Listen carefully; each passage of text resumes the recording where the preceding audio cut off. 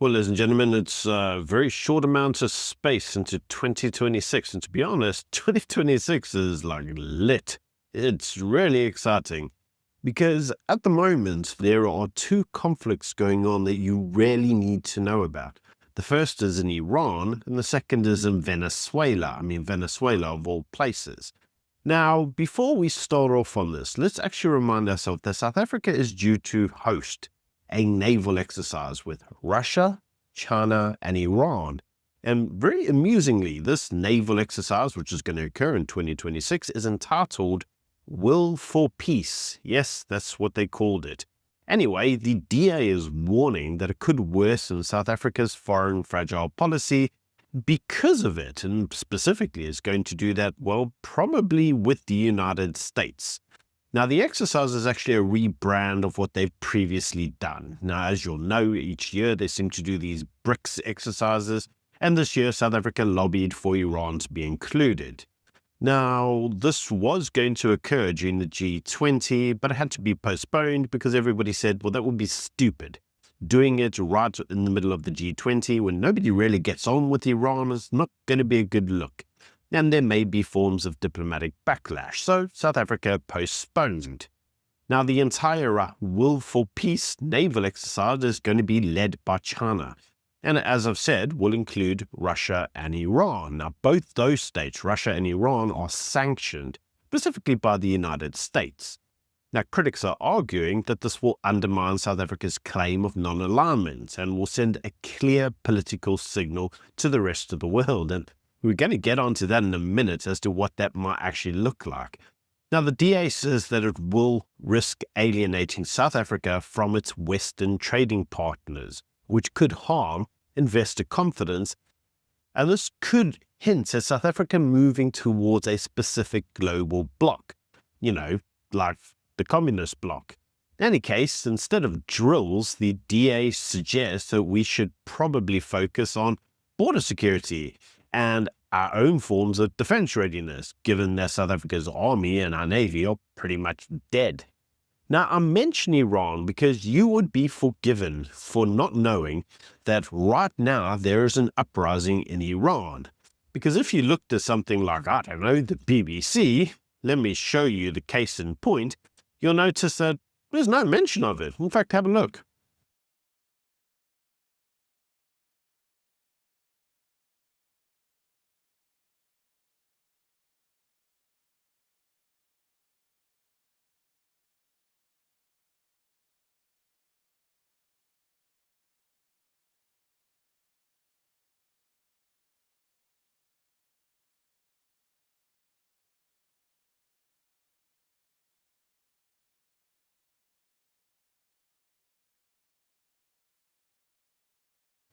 Now, very interesting, what actually happened in Iran is that the civilians noted that their currency and their economy was basically worth nothing. And this was because Iran launched strikes against Israel, America bombed them, and Iran basically mismanages its economy. Now, the reason they mismanage its economy is because they spend pretty much all their money developing arms and ammunition in order to bomb Israel, actually.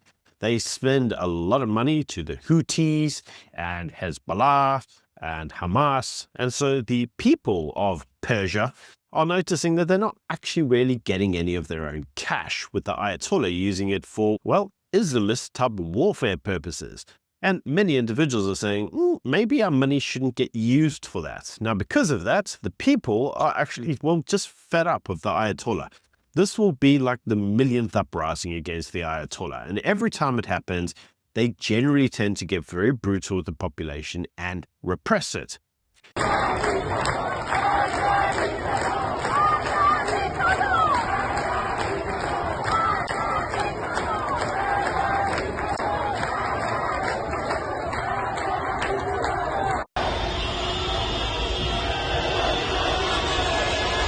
Now, something has happened this time around that's been very interesting, and that is that the people are walking through Persia, Iran, demanding the return of the exiled Shah and down with the Islamist type regime.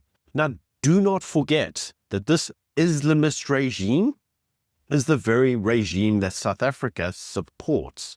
So in this instance, South Africa is on the wrong side of history. Yeah, third day of the year, and South Africa is already siding with all the despots in the world. Now, very amusingly, what started to happen is that Iran has done what they always do. They want to repress the uprising. And Trump, the God Emperor himself, stepped forward and said, don't even think about it. He said, if you use live ammunition and fire on your people, America is locked and ready and we will take you down. And that's going to be very interesting for what tended to happen in Venezuela, which we will get to in a minute. Now, you may look at this and say, well, that's not true. Actually, it kind of is. Here, have a watch.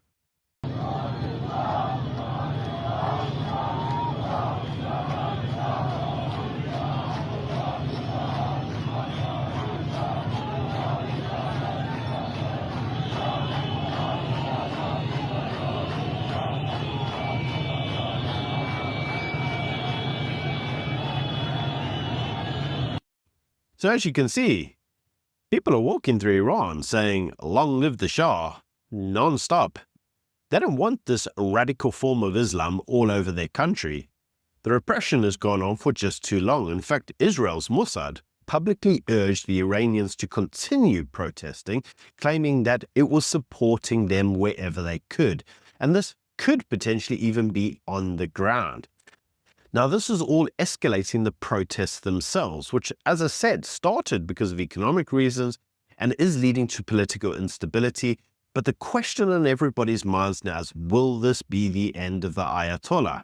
Well, we can only hope, can't we? Well, talking of another end of another country, as South Africa has tended to say that they really, really like, let's turn our attentions to socialist Venezuela.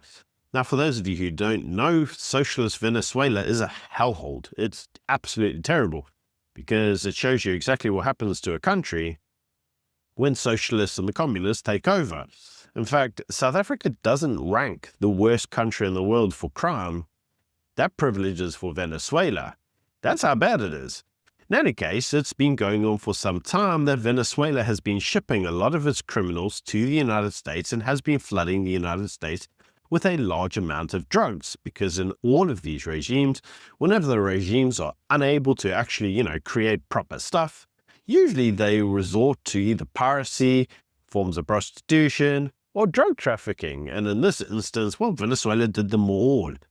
Now, this led to Donald Trump basically saying that he had had enough of Venezuela and he wanted them to basically get rid of their president. And their president, a socialist in normal fashion, basically said to Trump, you can do one and you can't do a thing about it. Ha ha ha, look at us, aren't we great? Venga por mí. Aquí lo espero en Miraflores. No se tarde en llegar, cobarde. And now, if you don't know, now you know.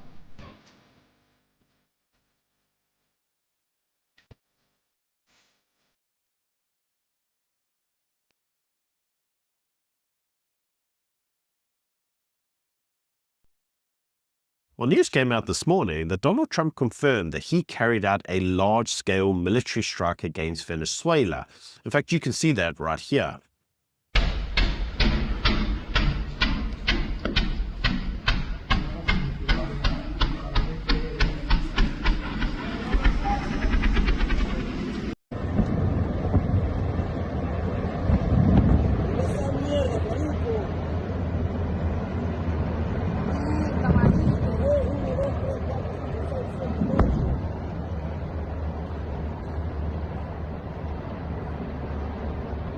Huevo, qué locura. Moscaí. Mira esa mierda, explotaron allá toda esa mierda porque tú no estás explotando. Mierda, marico, se prendió el peo en esta mierda, ¿oyó? Huevo.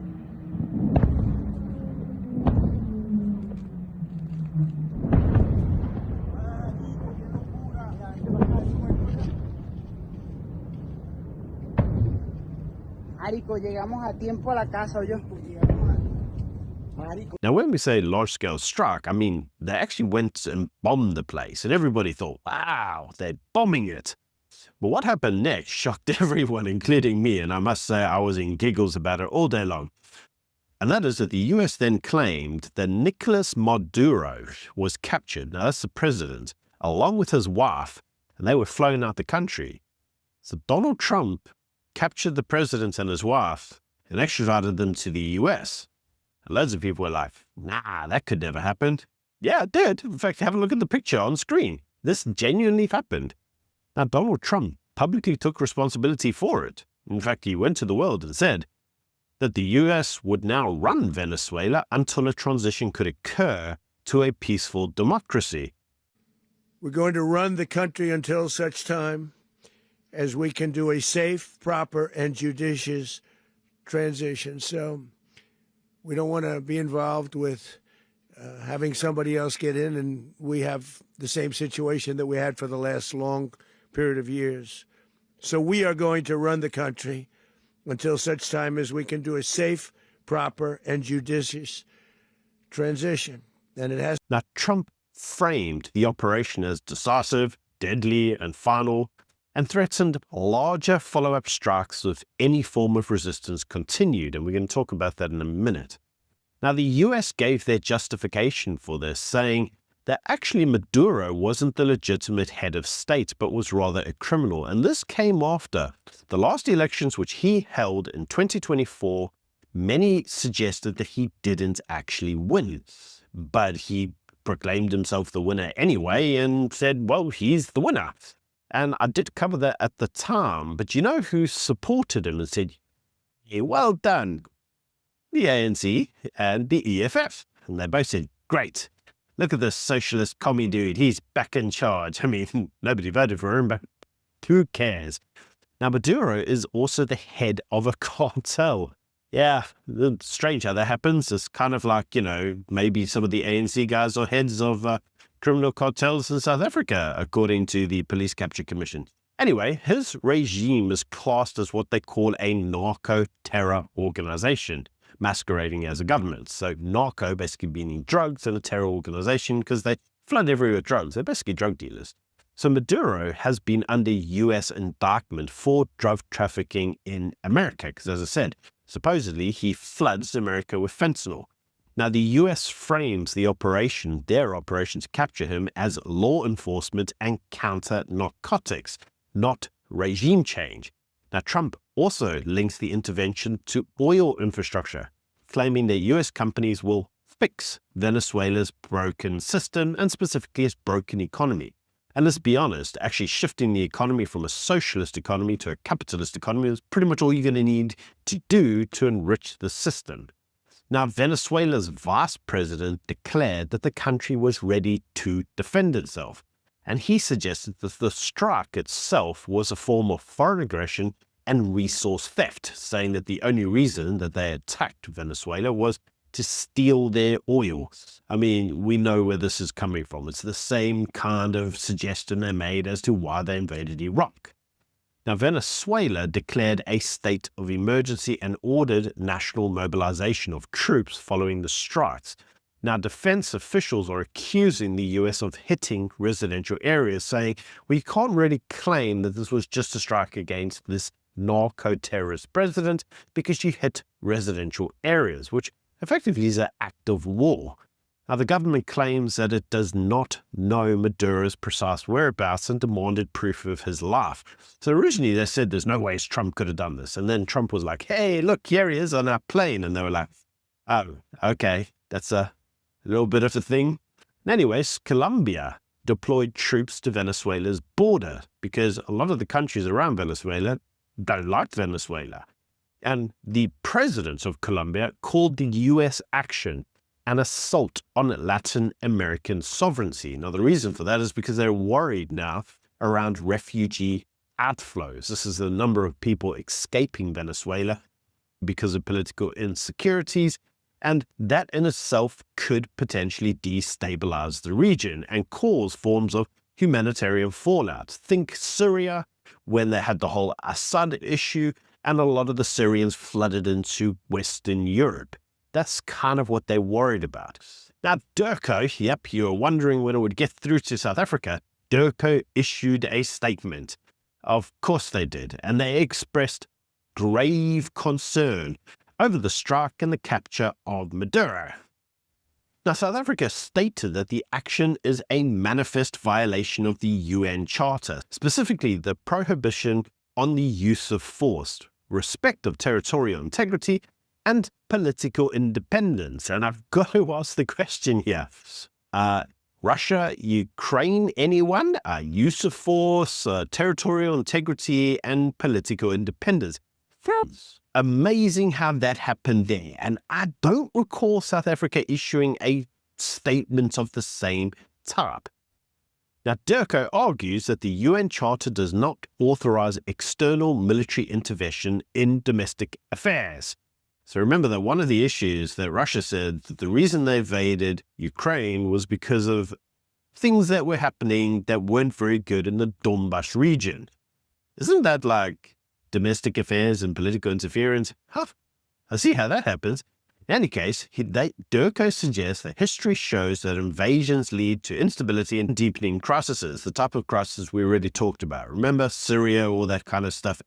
In any case, South Africa called for the United Nations Security Council to urgently convene, which the US is part of. And you only need one member vote to boycott anything that the Security Council says. That's the way the veto works. So who cares what this whole Security Council thing would do? Now, back in South Africa, they're all starting to say, well, does this mean that we are back to the law of the jungle? Because effectively, you can't police Trump. And instead, they suggest that, you see, what Trump is doing is he's violating international law, specifically Article 2-4 of the UN Charter, which says that no state may threaten or use force against another state's sovereignty. Yeah, again, Russia, Ukraine, anyone? In any case, the ANC said that the strike was imperialism, resource capture, and proof that the rules-based international order is selectively applied. And to that, I would say, yeah, ANC, watch yourself, because you could be next. In any case, the European Union called for restraint and emphasized international law and prioritizing the protection of EU citizens. I don't really know why they felt the need to put that in. Maybe they think people are going to swim from Venezuela to Europe. I don't know. France suggested that the opposition candidate, the guy who was supposed to have won the last election, that he should now lead the country. And Russia condemned the strike and says that diplomacy was discarded for ideological hostility. And again, Russia, Ukraine, anyone? In any case, global institutions showed no unified response, highlighting fragmentation in the global order. Because you can't get everybody to agree on this now. America is a huge power. And Venezuela is a problem child. It is a narco-terror state. It is being led literally by the cartels. So you have to ask yourself, like, apart from just saying, well, we like the commies, yay, commies, I mean, is that it? Is that all you're doing? The people live in shitholes and in terror. And you're going to side with them, why? Now, you can actually see this on social media because posts are coming out where individuals are claiming that they're Venezuelan. And they're saying that they are celebrating the capture of their leader. And Trump is now being viewed in Venezuela as a liberator and not as an invader.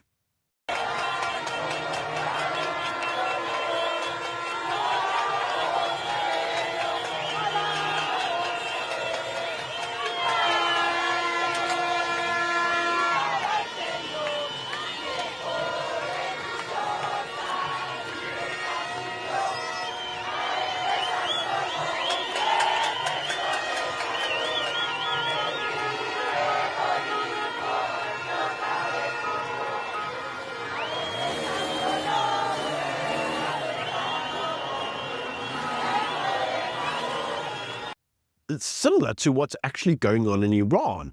People in Iran want to get rid of the Ayatollah because he's a dictator and he treats people in the country in the most horrendous manner.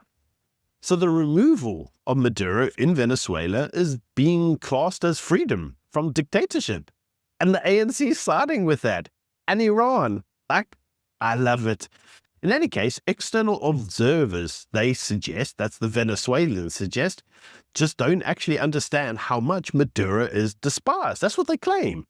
So they say that the legal arguments matter very little to them when they actually have to live under the reality of an authoritarian rule. So who gives a shit about your rules-based order? People don't want to live like this. Who cares what the rules say? I thought we all understood this. In any case, we have to now contrast with what's actually going on. Because the US narrative is that, well, they're removing a criminal cartel, they're doing forms of law enforcement action. Remember, the guy was wanted in America for drug trafficking, and that they'd stopped the drug flow. And South Africa's response is, well, he violated the sovereignty, and it's a dangerous precedent, and this is a return to power politics, and it's so terrible, let's convene the Security Council, because you can't violate sovereignty of another state. Russia, Ukraine, anyone? In any case, Venezuela's narrative is very split, with obviously those in power not really wanting to get kicked out of power because they know what happens next. They all get tried for, well, crimes against the state. And many of the public are celebrating it as forms of liberation, which I suppose we would probably do too if we got rid of the ANC somehow. But there is a wider thing going on here, and that is once Venezuela goes, Venezuela props up another country in America that the ANC really likes, called Cuba.